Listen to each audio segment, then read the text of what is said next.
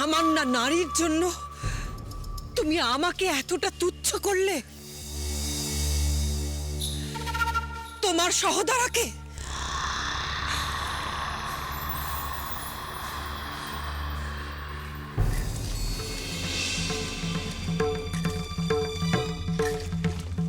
মা মনসা, এই বেহুলা কোনো সামান্য নারী নয়। এই সতী সাধ্যেরও ক্ষমতা আছে অসম্ভবকে সম্ভব করা। আমি তেনার অস্থি খুঁজে বার করব। তেনার অস্থি নিয়ে আমি ভোলানাথের চরণে যাব, তেনাকে প্রসন্ন করব, আমার স্বামীর জীবন ফিরিয়ে আনবো আমি। দেখো তুমি, তখন আমার সম্মুখে তোমাকে মাথা নোয়াতেই হবে, হবে তোমাকে মাথা নোয়াতে। আমার ক্ষমতা তোমাকে মানতেই হবে। দেখে নিও তুমি, এই আমার পণ তুমি দেখে নিও।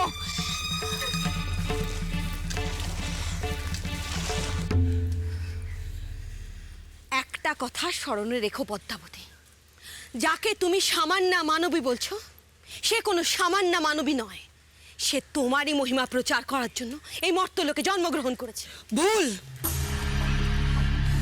ভুল দিদি, ভুল। উষা মর্তলোকে এসেছিল শুধুমাত্র তার অনিরুদ্ধর জন্য। তাকে বাধ্য হয়ে আমার সহায়তা করতে হয়েছে। কিন্তু তার জন্য বেহুলাও কম কষ্ট সহ্য করেনি পদ্মাবতী। আমিও যে তাকে রক্ষা করেছি, তাকে বিপদের হাত থেকে বাঁচিয়েছি আমি বারবার।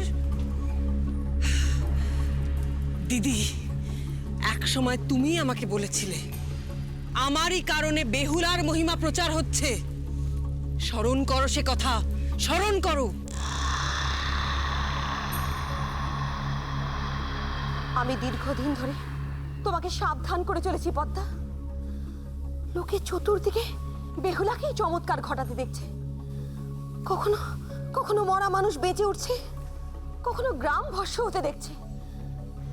লোকে সতী বেহুলার শক্তিটুকুই দেখছে পদ্মা, কিন্তু তার এই শক্তির উৎস কোথায় তা কেউ জানতে পারছে না।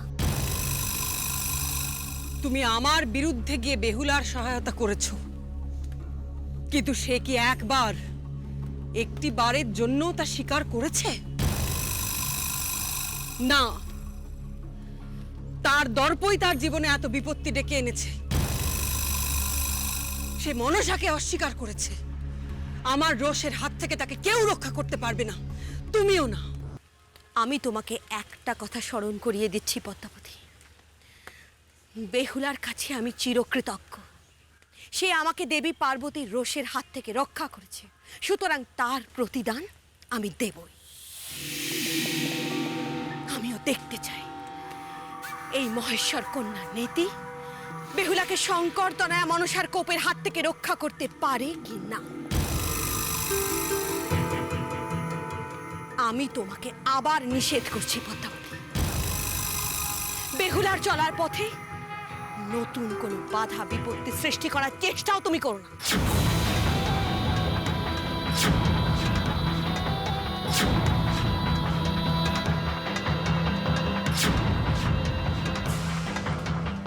এইবার যে আমাকে আমার শক্তি প্রয়োগ করতেই হবে। বেহুলার ভাগ্য নিয়ন্ত্রা আমি, এ কথা তুমি বিস্মৃত হয়েও না দিদি।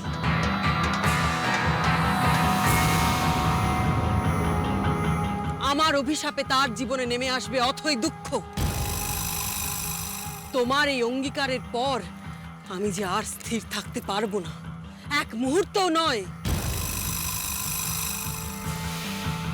আমাকে আমার শক্তির পরিচয় দিতেই হবে, না হলে আমি স্বর্গলোকের দেবী হয়ে উঠব কি করে?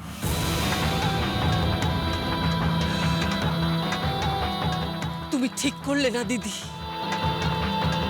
ঠিক করলে না তুমি। মনসার অহংবোধকে আঘাত করে কেউ কখনো শান্তিতে থাকতে পারেনি। চন্দ্রধর বণিককে দেখেও তুমি তা উপলব্ধি করতে পারছো না, পারছো না তুমি।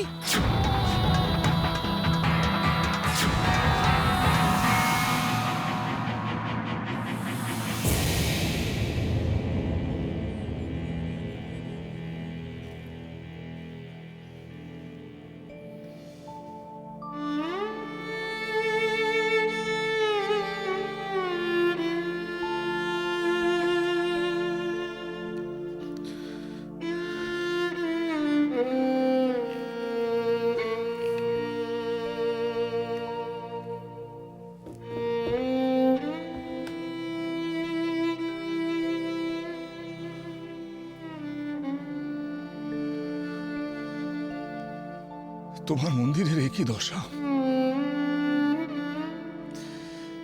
জীবিত অবস্থায় এও আমায় সহ্য করতে হলো।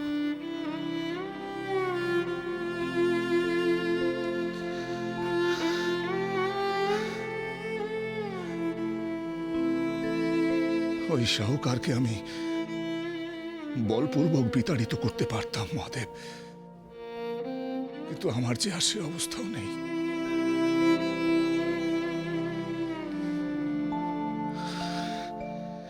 এত অপমান, এত ঝড়ঝঞ্ঝা, এত কষ্ট আমার সহ্য করতে হয়েছে, কিন্তু আজ আমায় যে অপমান সহ্য করতে হলো তার কোনো তুলনা নেই, কোনো তুলনা নেই।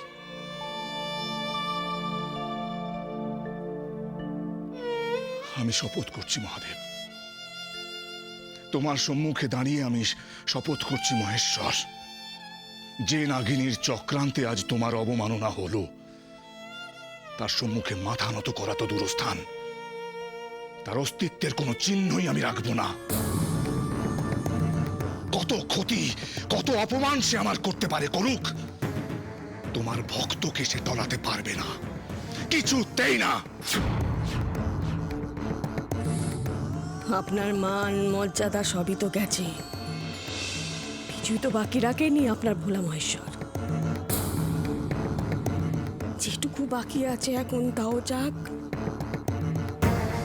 বারমহলে আপনার ডাক এসেছে, বোধ করি সময় এসে গেছে আমাদের এই মহল থেকে ঘাড় ধাক্কা দিয়ে বার করে দেবার। দেখুন, আপনি আপনার দেবতার মান মর্যাদা রক্ষে করতে পারেন কি নেই।